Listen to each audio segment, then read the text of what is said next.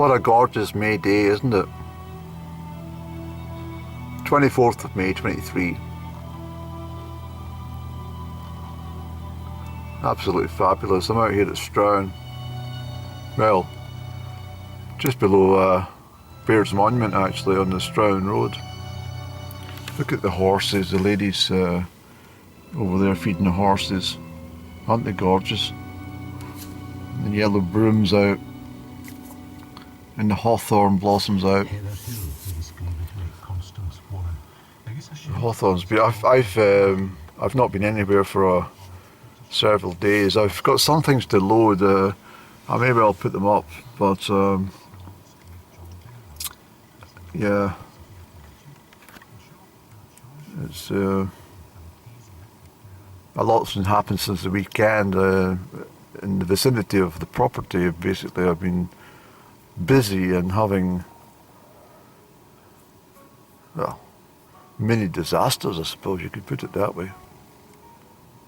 Nothing serious. Well, the robin's nest was a bummer. Still sad about that.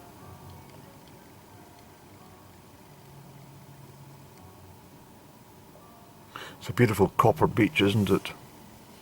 I absolutely adore the copper beach, especially in the month of May. It really is so fabulous.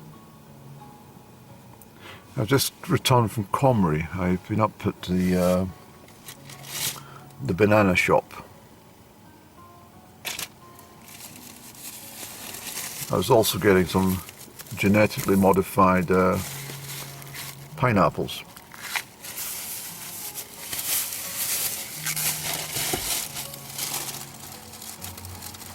And I did purchase apples. Where are the apples? Because I love apples. And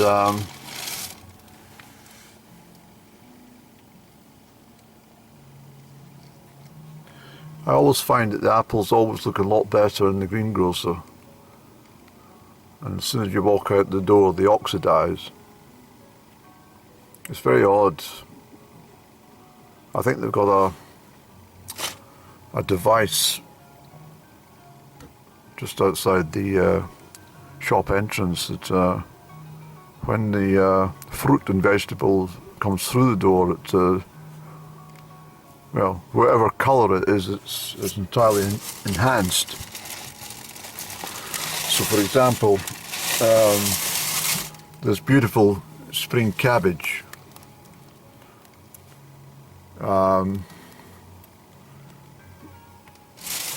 Well, it becomes greener as it goes into the shop, and as soon as you leave the shop premises, it becomes paler.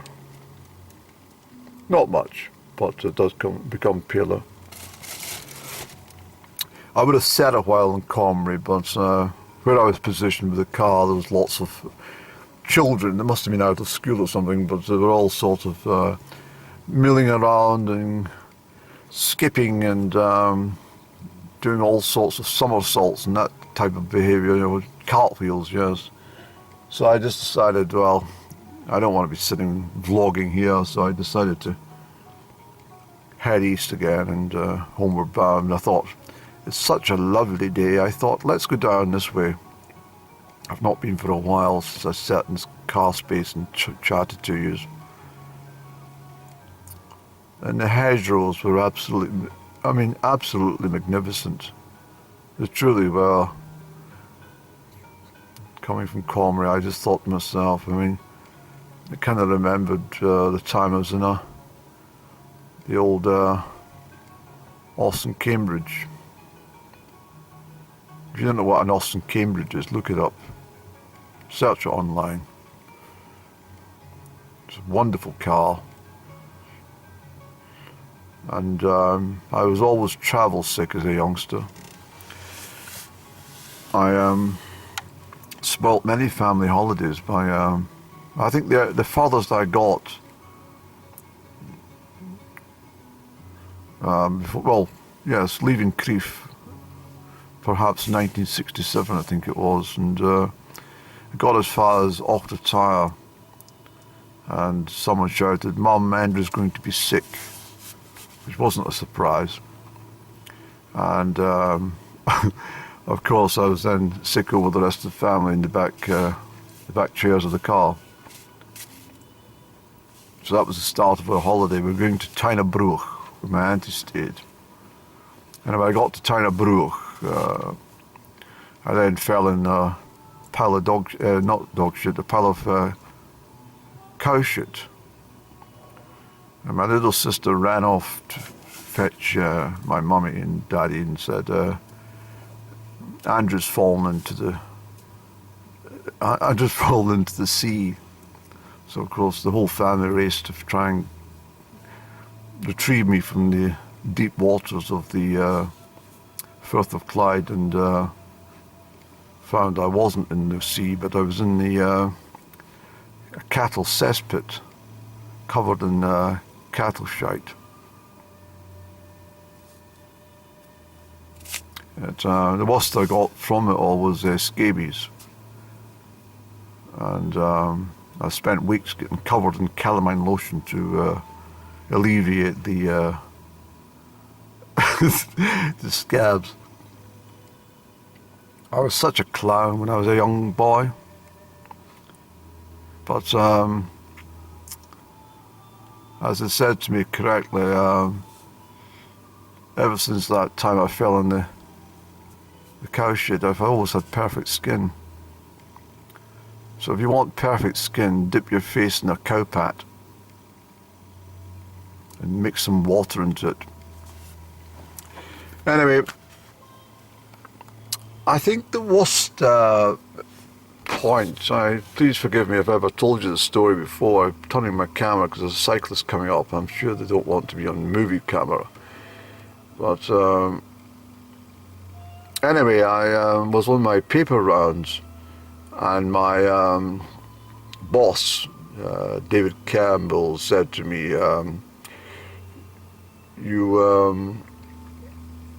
You've slept in again, Andrew. It's not good. This is during my winter time. He says, jump in. It was an old blue Triumph. I always remember, a very lilac, not lilac, very pale blue. That's a better description. Very pale sky blue.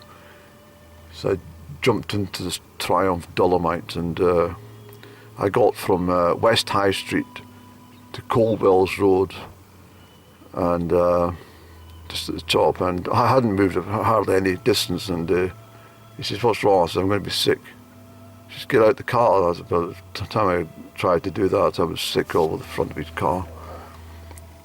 And my father at the time, I used to be a postman. Well, he was the postman for 37 years. I'm sure I've mentioned that, my poor late father. But anyway, the old Morris Minor, if you don't know what a Morris Minor is, or a Triumph Dolomite, look it up. But anyway, the old Morris Minor postal vans, the proper Royal Mail vans, the kind of things that a kid would have as a toy. Well, my father drove one. I can still smell the inside of it. This is before I was sick, of course. And strange enough, perhaps Octatire's got a magnet for me being sick, because we used to go down to the Hosh round by the Clonturret Distillery, and he used to take out this rumpled shortcut over into the Octatire estate. This was when William Murray was still alive, before he blew his brains out, the poor man, because of all these hanger-oners and fake friends. But anyway, I said, "Dad, I'm going to be sick." He says, "Well, get your head out the window, Andrew." And I kind of fumbled for the thing to open the window of the motor. I turned around to tell him I couldn't find it, or couldn't get it. At the same point, I was sick. It's one of those projectile sickness, went all over the side of his left arm and all across the Morning Mail, which was all set neatly in these boxes at the very front of the motor. It was a dreadful time. And just while I'm on this sickness subject, what actually cured it for me was in the summer of 1978. I got a job as a van boy with Solripe lemonade, which used to be the Crieff Aerated Water Company at the top of Allegan. It used to make fabulous soft drinks. The artesian well was there. I don't know if I've mentioned this before, but there was an artesian well on site, which was sadly filled in by the council, full of concrete, which is a disaster. But anyway, I was trundling around Perthshire and out as far as Cranelarach and Strathire on this truck. And from that moment forward, I never travelled sick again. I've been travel sick all the way through my formative years, up until I was about 14. I was sick of my cousin going to football. I was sick going to tatty picking over all the rest of the tatty hoggers at 25 to 8 in the morning. What's to the displeasure? I was sick in the school minibus. I was sick in where else, Andrew? Yes, going to football matches, and I was just sick everywhere. Every time I travelled in a bus, I was sick in somebody. I should have kept a journal of all the places and times and dates where I was sick, but I've got a good memory of it in some respect. And it's very strange, but in 1980, well, 78, 79 and 80, I was doing a summer job with Solripe, which took over from the Crieff Aerated Water Company. And we delivered drinks and stuff all around, soft drinks, some cider and some beers and stuff, but mainly pop. It was a good job. It was very enjoyable. And then in 1980, when I left school, I worked with them for about 6 weeks in the summer before I took on another more permanent position before returning to college to try and brush up my skills.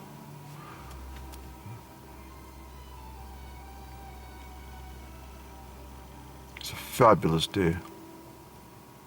It truly is. I love the... see, I was talking recently about everything goes green and very bland in late May and June. Well, God knew this. So this is why I decided He would give us the hawthorn blossom and elderflower blossom. And the sweet Cicely that's lined there. It's a fabulous time of year, it really is.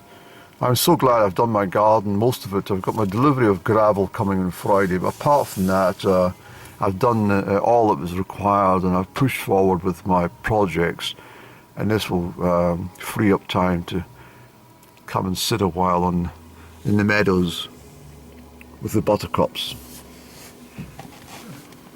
and chat to the horses and stuff like that. And the grasshoppers and the busy bees and all the rest of it. So thank you for listening to this little episode. That, of course, is Turlham. It was always claimed to be the highest wooded hill in Perthshire. I think there might be some truth to that, actually. But you get fine views from up the top of Turlham. Anyway, I'm going to return home. I've got several miles of a journey, so I think we'll go and we'll enjoy the last 20 minutes of the classical music here on the Gaelic station and ponder to the 1950s and the 19th century even, and of course the 60s and 70s and the 80s and the 90s, but not the 21st century. It's been an absolute disaster for everyone. It really has. It's just a pain.